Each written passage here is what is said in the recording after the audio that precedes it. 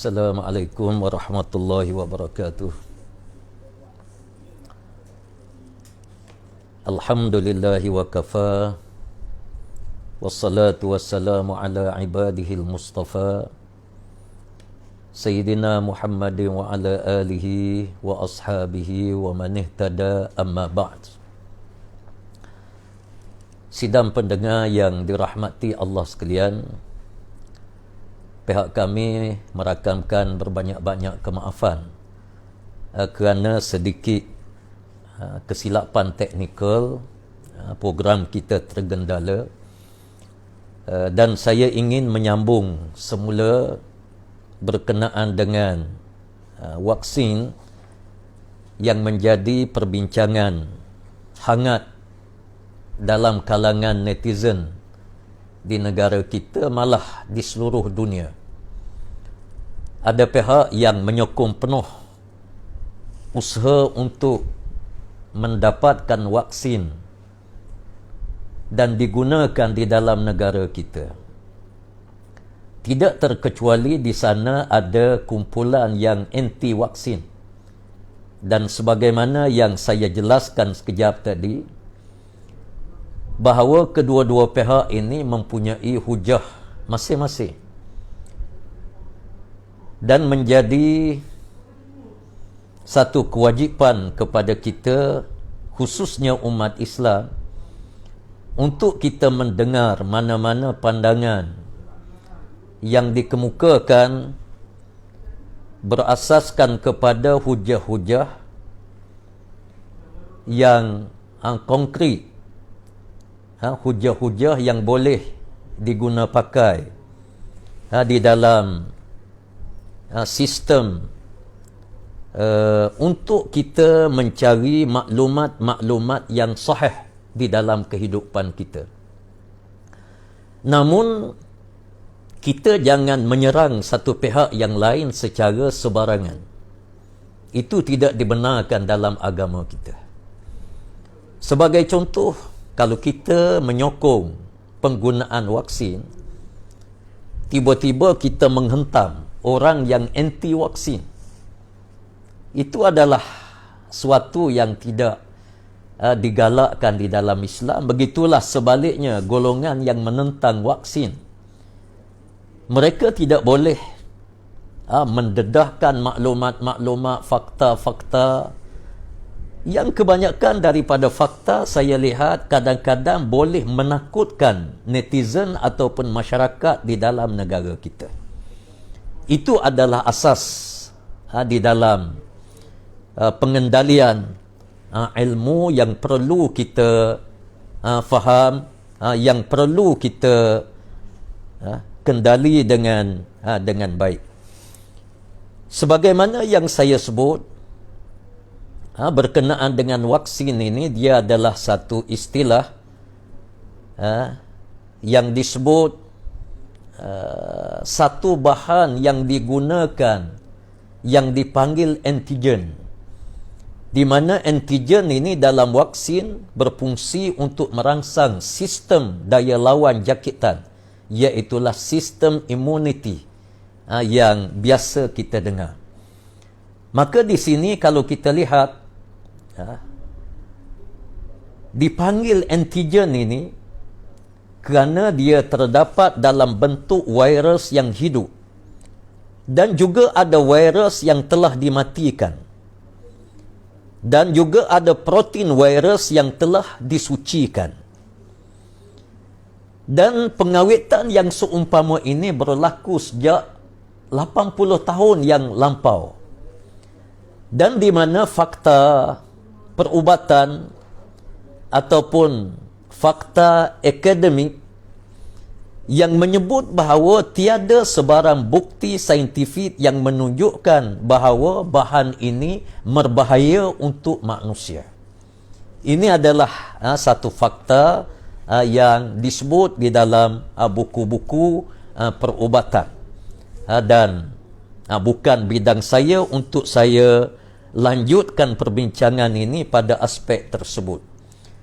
Namun di sini suka juga saya menyebut berkenaan dengan jenis-jenis vaksin di mana yang pertama ada vaksin yang dilemahkan secara langsung. Yang kedua, ada vaksin yang tidak aktif. Vaksin ini disediakan secara mematikan virus influenza dengan bahan-bahan kimia dan diberikan secara suntikan melalui kulit. Itu vaksin yang kedua. Dan vaksin yang ketiga iaitulah vaksin yang dihasilkan dari bahagian tertentu dalam virus atau bakteria dengan melakukan cloning dari gen virus atau bakteria melalui kombinasi DNA. Itu adalah vaksin yang ketiga. Dan yang keempat iaitulah vaksin tokside yang dibuat dengan menggunakan bakteria yang menyebabkan penyakit dengan memasukkan racun yang dilemahkan ke dalam aliran darah. Vaksin tokside ini digunakan untuk menghalang dipteria dan tetanus. Ini adalah vaksin yang keempat. Sidang pendengar yang dirahmati Allah sekalian, terdapat dua jenis golongan yang menolak vaksin ini. Yang pertama iaitulah vaksin refusal. Dan yang kedua vaksin hesitancy. Kumpulan yang pertama iaitu vaksin refusal ialah sekumpulan masyarakat yang sangat tegar menolak vaksin. Dan yang kedua pula iaitulah kumpulan manusia yang menolak vaksin secara keseluruhannya dan mereka juga tidak begitu tegar. Namun dia tidak tegar untuk menolak vaksin ini. Dan kita boleh ikuti perkembangan kedua-dua kumpulan ini melalui media massa yang tersebar sama ada di negara-negara Eropah, di negara-negara Asia, di negara-negara di sebelah Arab, di sebelah Afrika. Ada dua kumpulan yang menyatakan mereka tidak bersetuju penggunaan vaksin ini, termasuk di peringkat kanak-kanak ataupun di peringkat bayi lagi. Sidang pendengar yang dirahmati Allah sekalian, saya tidak ingin memanjangkan perbincangan berkenaan dengan vaksin, macam mana diproses, macam mana disuntik. Namun saya ingin berkongsi dengan saudara dan saudari, rakan-rakan sidang pendengar sekalian berkenaan dengan hukum hakam yang telah dijelaskan oleh Allah Subhanahu wa taala berkenaan dengan vaksin ataupun pencegahan kepada penyakit ini. Di mana pendapat yang pertama yang ingin saya kongsikan pada malam ini iaitulah pendapat yang mengatakan harus sekiranya vaksin tersebut mengandungi kandungan yang halal yang digunakan dan tidak memudaratkan apabila ianya digunakan oleh manusia. Itu dia punya konsep dan dia punya asas penggunaan di dalam Islam. Dia jadi harus. Ada dua perkara. Yang pertama harus kerana bahan-bahan yang digunakan itu halal. Dan yang kedua, benda yang digunakan ini dia tidak memudaratkan manusia. Maknanya ada kalanya bahan-bahan yang kita gunakan itu, bahan itu asalnya daripada benda-benda yang halal. Namun apabila dia diadunkan, dia diproses secara klinikal ataupun diproses secara saintifik, kadang-kadang dia boleh memudaratkan manusia dan menyebabkan vaksin tersebut ataupun perkara tersebut dia menjadi haram di dalam Islam. Kita lihat bagaimana hujah orang yang mengatakan penggunaan vaksin yang tidak ada kesan daripada bahan-bahan yang diharamkan di dalam Islam. seperti babi, seperti anjing, seperti bahan-bahan yang memabukkan. Pendapat ini dinyatakan oleh jumhur para alim ulama di dalam mazhab Asy-Syafi'i, di dalam mazhab Imam Abu Hanifah, dalam mazhab Imam Ahmad bin Hanbal, mazhab Hambali, dengan menggunakan ayat-ayat dan nas-nas yang disebut oleh Allah Subhanahu wa taala di dalam Al-Quranul Karim. Ya, Allah menyebut di dalam Al-Quranul Karim melalui lafaz-lafaz dan nas-nas yang umum. Sebagai contoh firman Allah Ta'ala, "Uhillat lakum bahimatul an'am illa ma yutla alaikum ghaira muhillis saydi wa antum hurum innallaha yahkumu ma yurid." Maksudnya, dihalalkan bagi kamu memakan binatang-binatang ternakan dan sebagainya, kecuali apa yang akan dibacakan tentang haramnya kepada kamu, yakni halalnya binatang-binatang ternakan dan sebagainya. Itu tidak pula bererti kamu boleh menghalalkan pemburuan ketika kamu dalam keadaan berihram. Sesungguhnya Allah menerapkan hukum apa yang ia kehendaki. Sidang pendengar yang dirahmati Allah sekalian, asal kepada makanan manusia dan asal kepada perkara-perkara yang boleh kita gunakan di dalam kehidupan kita, terutama sekali dalam bahan ubat-ubatan termasuk vaksin, Allah menyebut uhillat lakum, dihalalkan kepada kamu. Yang disebut oleh para alim ulama usuli, termasuk ulama usul fiqh, mengatakan kullul asya mubah illa dalla alaihi dalil ala tahrimi. Setiap perkara yang ada di dunia ini asalnya halal, kecuali apabila adanya dalil-dalil, adanya sebab-sebab, adanya faktor-faktor yang menyebabkan perkara tersebut diharamkan oleh Allah Subhanahu wa taala. Itu adalah kaedah usulul fiqh yang dijelaskan oleh para alim ulama. Di dalam ayat yang kedua, Allah Subhanahu wa taala menyebut wa kulu mimma razaqakumullahu halalan thayyiban. Maksudnya, dan makanlah dari rezeki yang telah diberikan oleh Allah kepada kamu, iaitulah rezeki yang halal lagi baik. Surah Al-Ma'idah ayat yang ke-88. Dan nas yang ketiga iaitulah wa yuhillu lahumut thayyibat wa yuharrimu alaihimul khaba'ith. Maksudnya, dan ia menghalalkan bagi mereka segala benda yang baik dan mengharamkan kepada mereka segala benda yang buruk. Kalau kita lihat kepada ayat yang lain, yas'alunaka maza uhilla lahum qul uhilla lakumut thayyibat wa ma 'allamtum minal jawarihi mukallibina tu'allimunahum mimma 'allamakumullah. Maksudnya, mereka bertanya kepada kamu wahai Muhammad, apakah makanan yang dihalalkan bagi mereka?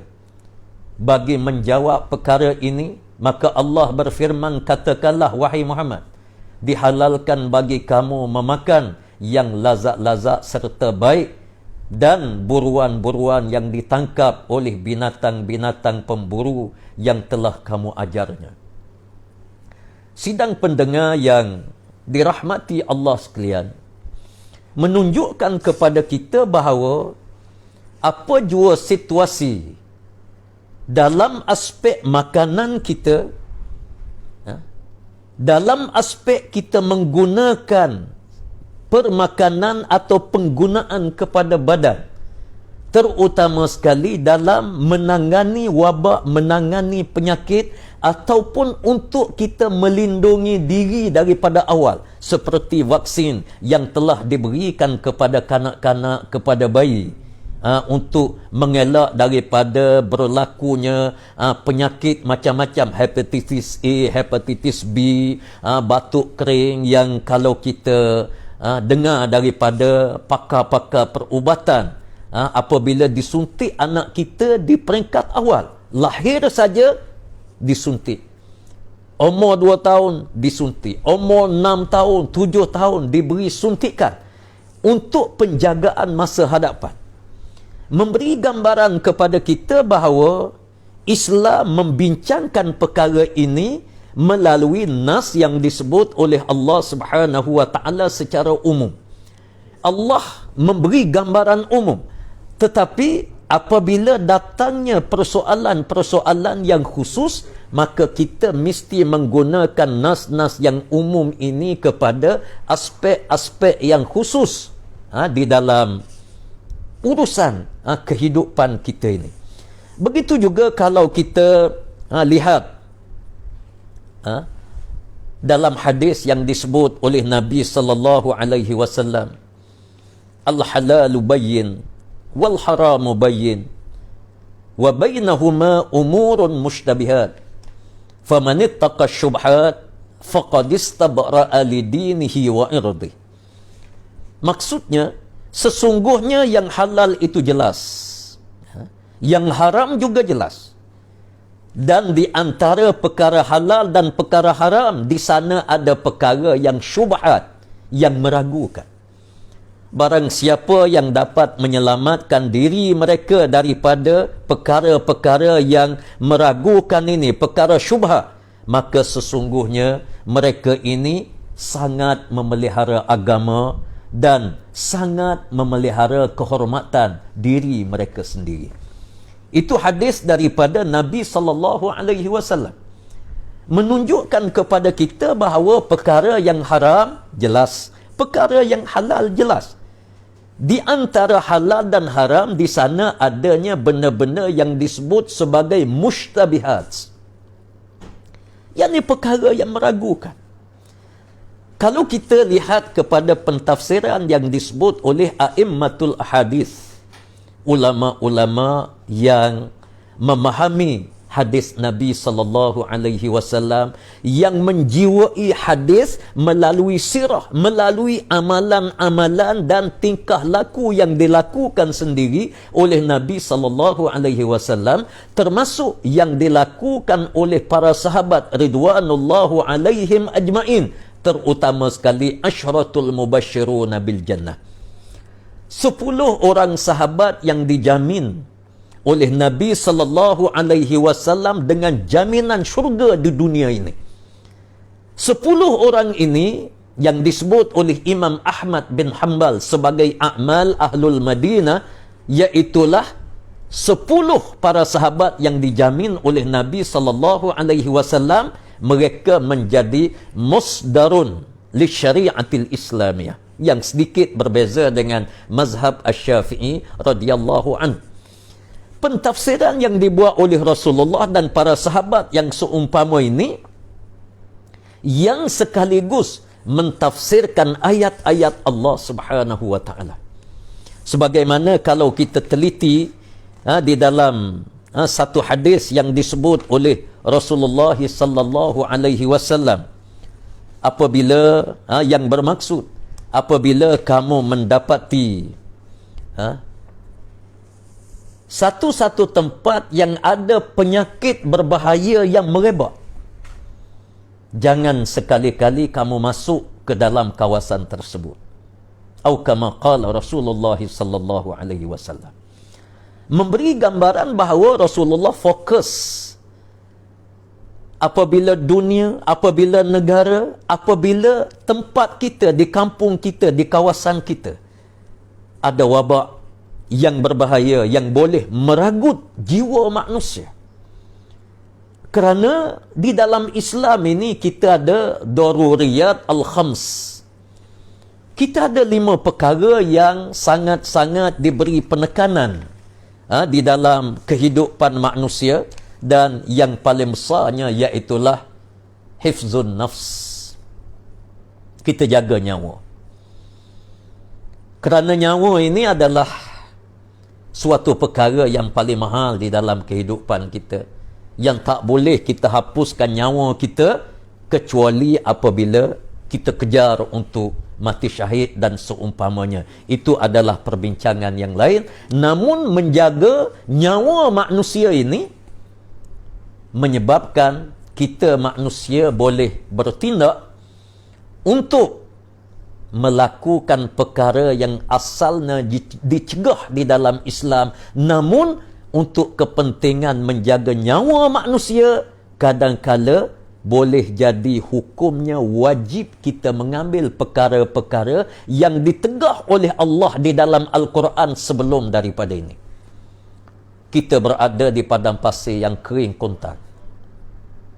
Kalau kita tak minum air ataupun sebarang bahan minuman, kita boleh mati. Meragut nyawa. Bahkan kita diwajibkan untuk minum apa jua minuman di hadapan kita yang boleh menyelamatkan nyawa kita. Arak diharamkan dalam Islam. Tapi ada beberapa keadaan arak menjadi kewajipan, menjadi harus hukumnya. Bahkan ada ulama mengatakan wajib kita kena minum arak, kerana minum arak ini boleh menyelamatkan nyawa kita ketika kita berada di padang pasir yang panas membakar, yang boleh meragut nyawa kita bila-bila masa. Dibolehkan kepada kita untuk kita minum, tetapi ada kadar yang ditetapkan. Ad-daruratu tuqaddaru biqadariha, di mana darurat ini ditentukan oleh Allah, oleh syariat kita, kadarnya yang tersendiri. Jangan pula bila kita minum arak ada 10 botol di hadapan kita, tengah-tengah padang pasir. Nak menyelamatkan nyawa ini cukup 1 gelas je, tiba-tiba kita hentam sampai 4 botol. Itu tak boleh, diharamkan di dalam agama Islam. Kita tak ada sebarang makanan hampir mati, ada di hadapan kita daging babi, maka kita makan daging babi. Nak makan untuk menyelamatkan nyawa kita, barangkali 2-3 keping daging babi itu sudah cukup. Namun kita kata lembut juga daging babi ini, kita pun sapu sampai 3 kilo. Ini diharamkan oleh Allah, tak boleh. Jadi sebab itu Allah Subhanahu wa ta'ala telah jelaskan kepada kita di sudut hukumnya untuk menjaga nyawa kita. Kadang-kala dia sampai ke tahap wajib untuk kita mengambil perkara-perkara yang asalnya diharam oleh Allah bila kita berada dalam keadaan darurah. Sidang pendengar yang dirahmati Allah sekalian, di sana ada pendapat yang kedua di dalam fiqhul Islami, iaitulah pendapat yang mengatakan haram. Haram mengapa? Disebabkan mengandungi bahan yang haram seperti babi, darah, bangkai dan bahan-bahan haram yang disebut dalam nas yang boleh menyebabkan mudarat kepada tubuh badan apabila digunakan.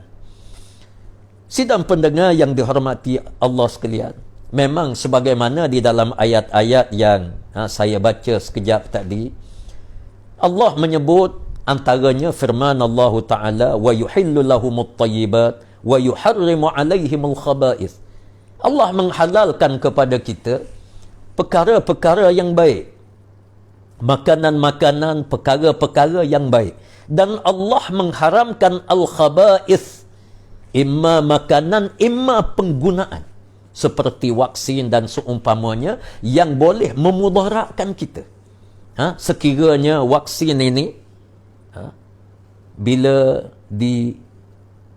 injek, dia menyebabkan berlakunya cacat kekal, dia menyebabkan boleh berlakunya kematian, itu diharamkan di dalam Islam. Perkara ini sangat jelas, tetapi dalam sebuah buku yang saya baca tadi disebut sejak 80 tahun para profesional di bidang kedokteran, mereka mencipta vaksin dan digunakan untuk manusia bermula daripada kanak-kanak sehingga kepada dewasa 80 tahun. Dalam buku tersebut mengatakan tidak ada sebarang fakta yang mengatakan penggunaan vaksin ini boleh memudaratkan kepada manusia.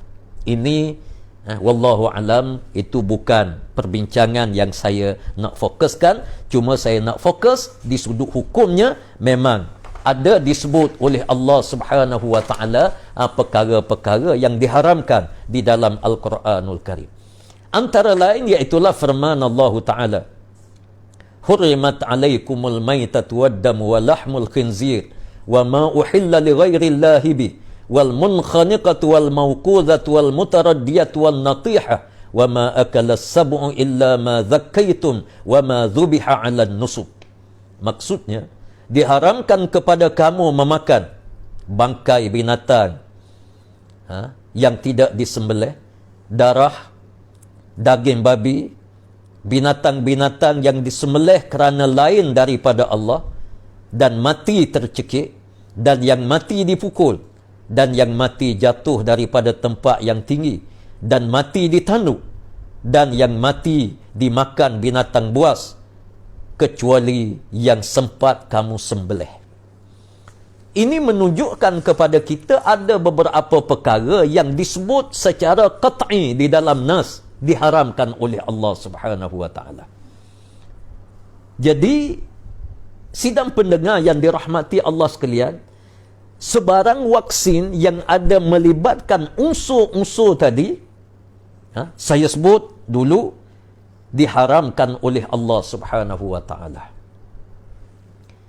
Begitu juga Allah Subhanahu wa taala menyebut, kulla ajidu ma uhiya ilayya muharraman ala ta'imin yat'amuhu illa an yakuna maytatan aw daman masfuhan aw lahma khinzir fa innahu rijs aw fisqa uhilla li ghairi llahi bih.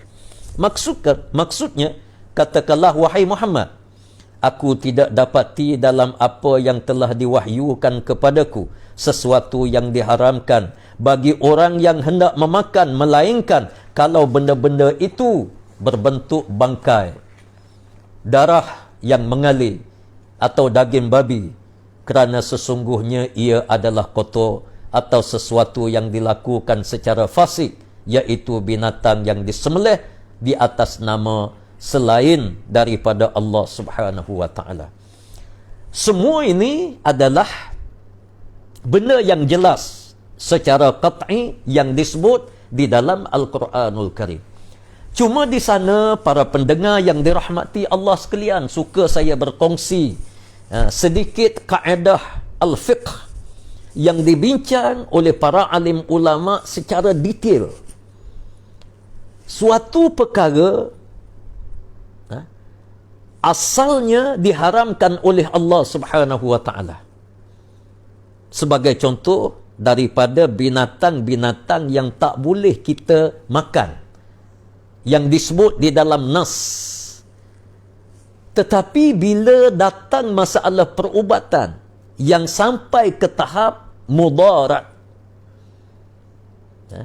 macam vaksin, kita tahu COVID-19 melanda negara, melanda dunia. Satu dunia lumpuh. Lumpuh ekonominya, lumpuh pendidikannya, lumpuh sektor-sektor awamnya, lumpuh kerajaannya, lumpuh siapa saja. Sehingga kadang-kala kita terpaksa berkurung dalam rumah. Yang menyebabkan implikasi dia sangat besar kepada dunia, sangat besar kepada negara. Untuk mengelak, ini sebagai contoh saya sebut, untuk mengelak daripada menularnya COVID-19 ini, COVID-19, katakanlah kita ada vaksin, benda lain tak boleh guna. Yang boleh kita guna iaitulah unsur daripada benda yang diharamkan oleh Allah Subhanahu wa taala di peringkat awal. Namun kalau dia sudah berganjak pergi sampai ke tahap dia disebut sebagai ad-darurah, ad-daruratu tubihul mahzurat. Bila sampai ke peringkat darurat, dia boleh menghalalkan perkara-perkara yang diharamkan oleh Allah Subhanahu wa taala. Tetapi dalam ruang lingkup dia, ad-daruratu tuqaddaru biqadariha. Darurat ini dia ditetapkan, ada kadar dia tersendiri. Ada kadar dia tersendiri.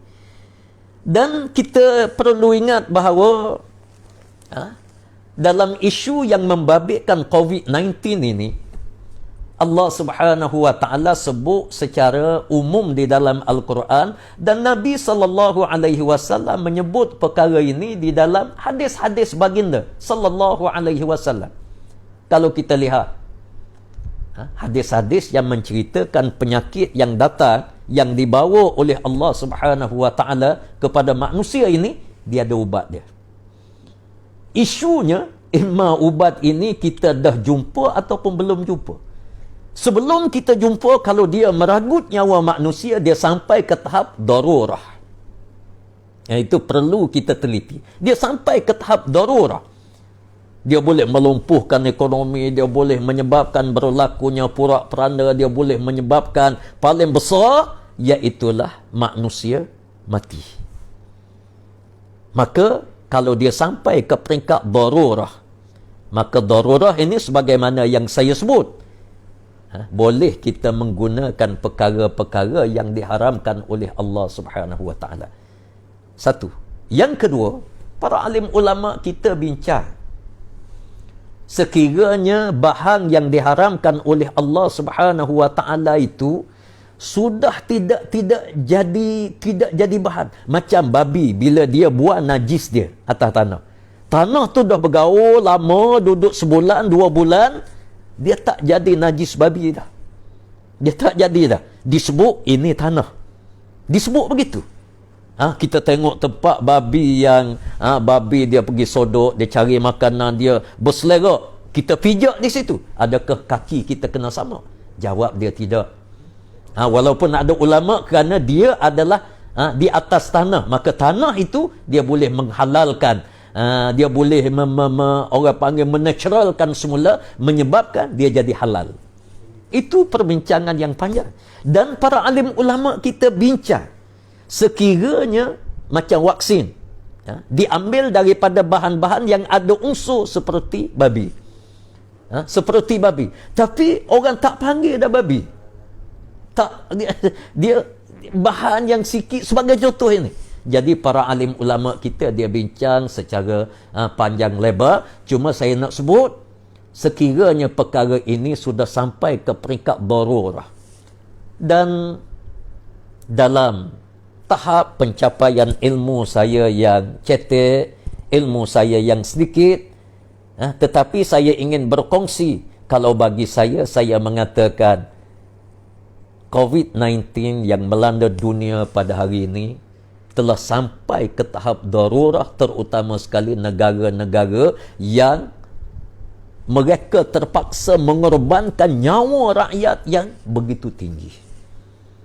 Kita umat Islam mesti mengambil beberapa pendekatan, dan saya doa kepada Allah Subhanahu wa taala supaya vaksin yang datang ini tidak ada unsur-unsur yang diharamkan oleh Allah Subhanahu wa taala. Itu adalah pilihan kita, itu adalah harapan kita yang paling besar. Baik. Para hadirin sidang pendengar yang dirahmati Allah sekalian, satu hadis yang disebut oleh Rasulullah sallallahu alaihi wasallam yang bermaksud, sesungguhnya Allah tidak menjadikan penawar bagi kesakitan kamu dengan perkara-perkara yang diharamkan ke atas kamu. Ini pun satu nas daripada Nabi sallallahu alaihi wasallam. Insya-Allah maknanya benda yang diharamkan oleh Allah, kata Rasulullah, dia tidak jadi penawar kepada kamu. Baik, satu.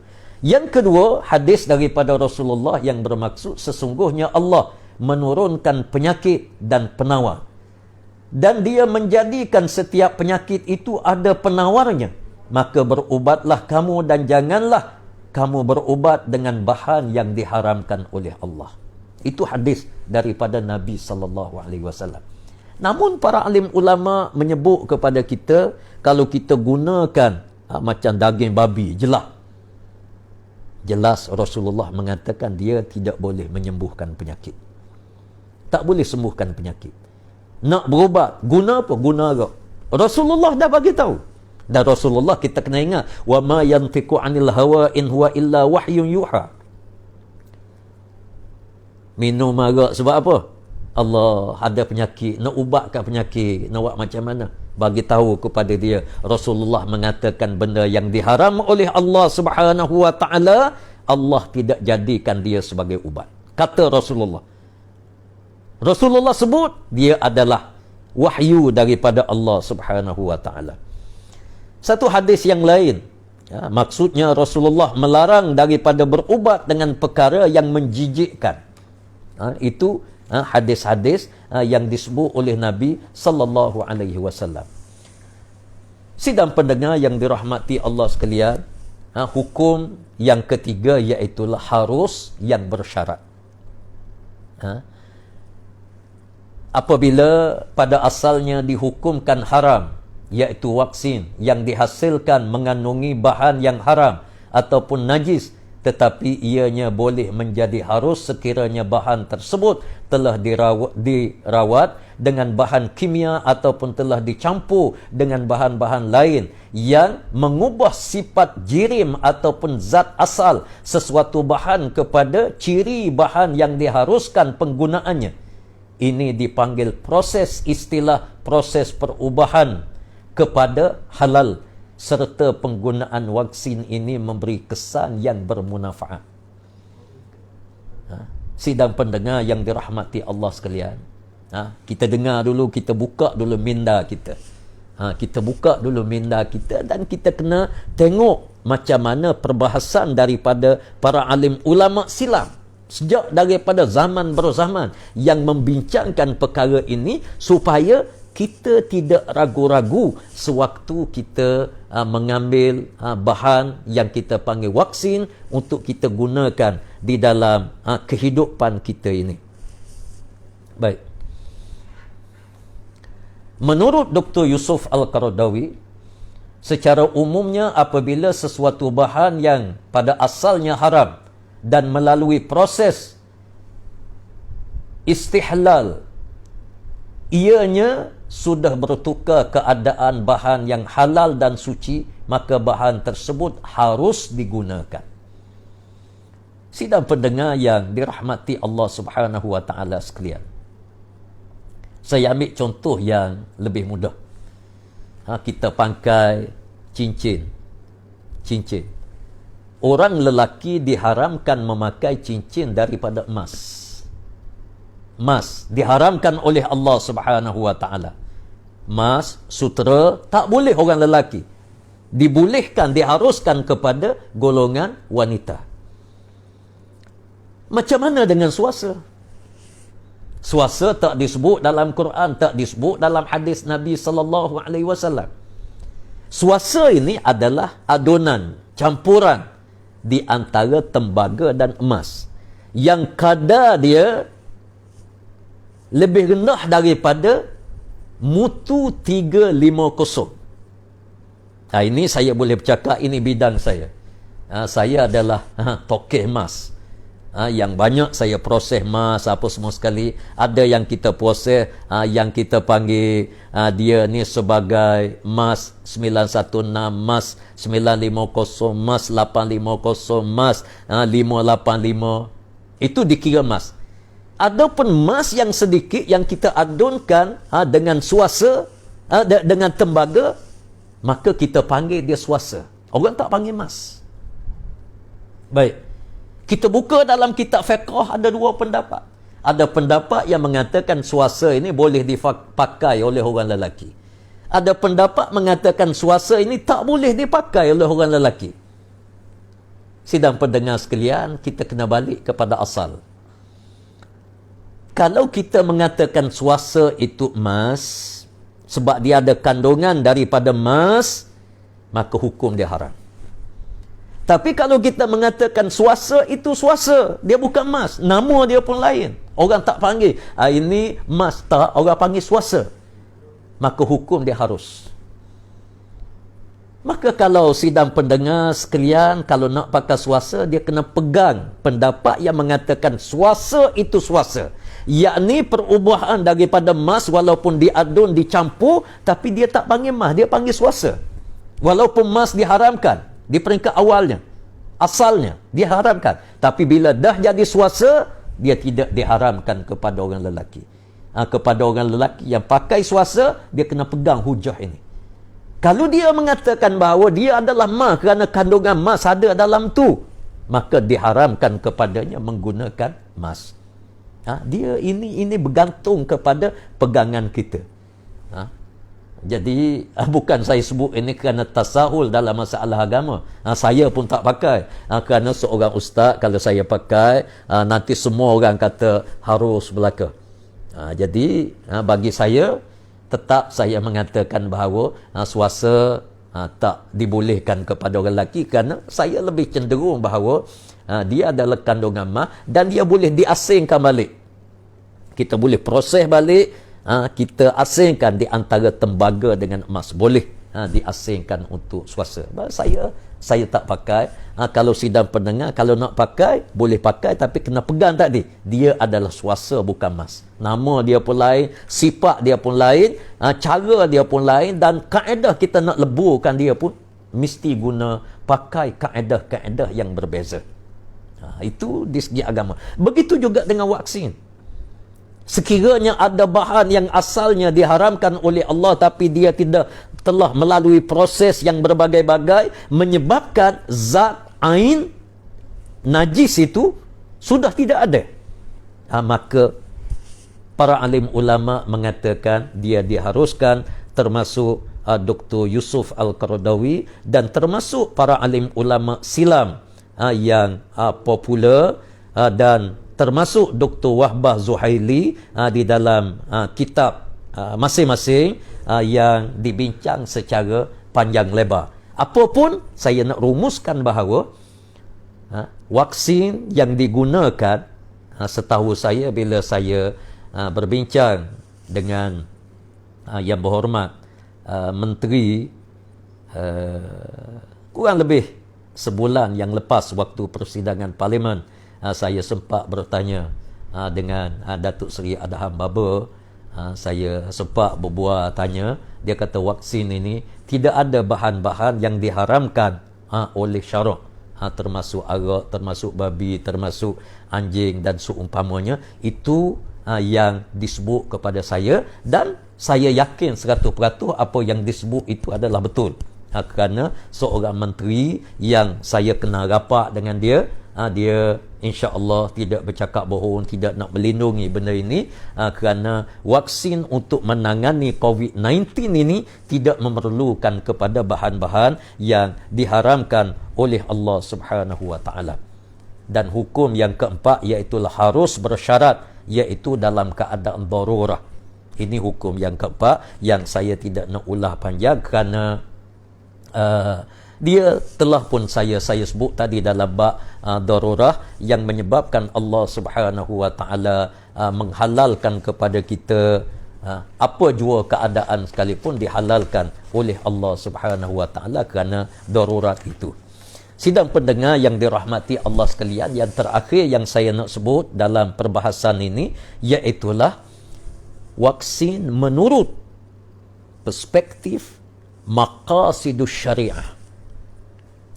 Maqasidus syariah adalah ilmu yang sangat masyhur di dalam Islam, yang dibincang oleh para alim ulama muktabar sebelum daripada kita. Dia membabitkan perkara usulul fiqh, dia membabitkan nas daripada Al-Quran, nas daripada hadis Nabi sallallahu alaihi wasallam, dan dia membabitkan penggunaan kepada perkara ini. Maqasidus syariah, yakni bila kita sebut dia diharamkan oleh Allah, apa hikmah dia diharamkan oleh Allah? Kalau dia dibenarkan oleh Allah, apa maqasidus syariat yang dibenarkan oleh Allah Subhanahu wa taala? Baik, yang pertama dalam perbincangan maqasidus syariat ini, di mana yang pertama darurat. Darurat yang mengharuskan perkara-perkara yang terlarang. Di mana ad-daruratu tubihul mahzurat. Dr. Yusuf Al-Qaradawi rahimahullah, dia telah menyebut kepada kita bahawa syarat-syarat tertentu agar hukum Islam dilihat mudah dengan meraihkan kesukaran, tetapi tidak bermakna umat Islam boleh terlalu bermudah-mudahan dengan kelonggaran yang ada sehingga mengikut hawa nafsu. Bila kita sebut darurat, sebagaimana yang saya tekankan tadi, ad-daruratu tuqaddaru biqadariha. Darurat ini ada kadar yang dibenarkan oleh Allah Subhanahu wa taala. Itu darurat. Yang kedua iaitulah tidak melakukan kemudaratan dan membalas kemudaratan dengan kemudaratan. Kaedah ini menekankan prinsip menolak kemudaratan. Mudarat mungkin akan berlaku sebagaimana yang saya sebut, imunisasi yang diberi kepada kanak-kanak, bayi yang dilahirkan disuntik. Bila dia umur berapa, 6 bulan disuntik, umur 1 tahun disuntik, umur 2 tahun disuntik, umur 7 tahun di sekolah rendah disuntik lagi. Mengapa disuntik? Kerana andaian-andaian kemudaratan yang ada di hadapan kita. Maka bila kita nak menangani kemudaratan ini, tidak boleh kita tangani kemudaratan dengan kita bawa benda lain yang mudarat.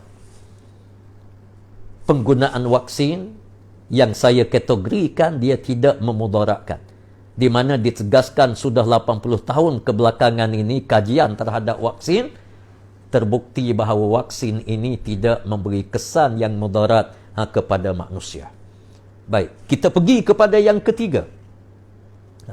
Apabila bertembung dua mafsadah ataupun keburukan, maka diambil mafsadah yang lebih ringan. Kita ada dua perkara disebut dalam ilmu usul fiqh, iaitulah akhaffud dararain. Ada dua mudarat. Kita tengok yang kanan macam mana, tengok yang kiri macam mana, tengok yang pertama macam mana, tengok yang kedua macam mana. Kedua-dua mudarat.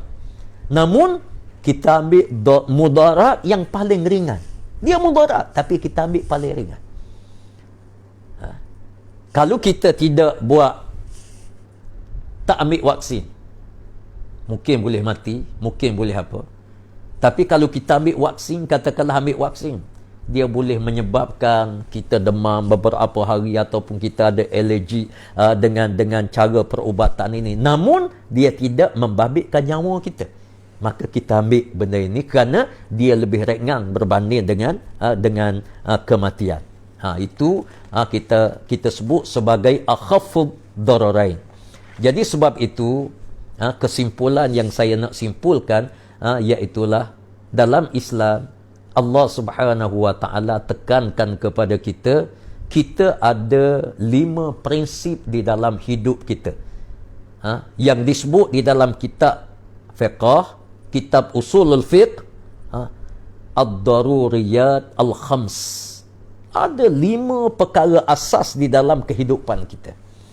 Yang pertama iaitulah hifzuddin. Jaga agama. Hifzuddin. Ini nombor 1, diletakkan dalam fiqh nombor 1. Yang kedua iaitulah hifzun nafs. Kita jaga nyawa. Mesti kena jaga nyawa. Yang ketiga hifzul aql. Kita jaga akal fikiran kita supaya waras. Yang keempat kita jaga hifzun nasl. Kita jaga keturunan kita. Sebab itulah nak kahwin, nak apa, ditekankan jaga keturunan. Kita pilih orang keturunan yang baik. Sebab apa? Kita ada keturunan, mesti dijaga dalam Islam. Dan yang kelima, kita jaga hifzul mal. Jaga harta. Harta ni duduk paling akhir. Yang pertama kita jaga agama, yang kedua kita jaga nyawa. Jaga nyawa, walaupun jaga nyawa ni yang kedua, Allah Subhanahu wa taala melalui nas-nas yang banyak, Rasulullah sebut dalam hadis-hadis yang banyak, dirumuskan oleh para alim ulama fiqh berasaskan kepada nas Al-Quran dan hadis. Apabila bertembung di antara hifzun nafs dengan hifzuddin, jaga agama dengan jaga nyawa lebih penting daripada jaga agama. Bukan jaga perut, tak, jaga nyawa. Agama mengharamkan arak. Tapi kalau arak tak diminum, kita mati. Kita kena minum arak. Sebab apa? Nyawa ini, walaupun dia duduk yang kedua, dia menentukan segala-gala yang empat yang lain. Bila tak ada nyawa, kita tak boleh nak jaga agama, tak boleh kita nak jaga akal, tak boleh nak jaga keturunan, tak boleh nak jaga harta. Maka nyawa ini menjadi asas yang sangat mustahab.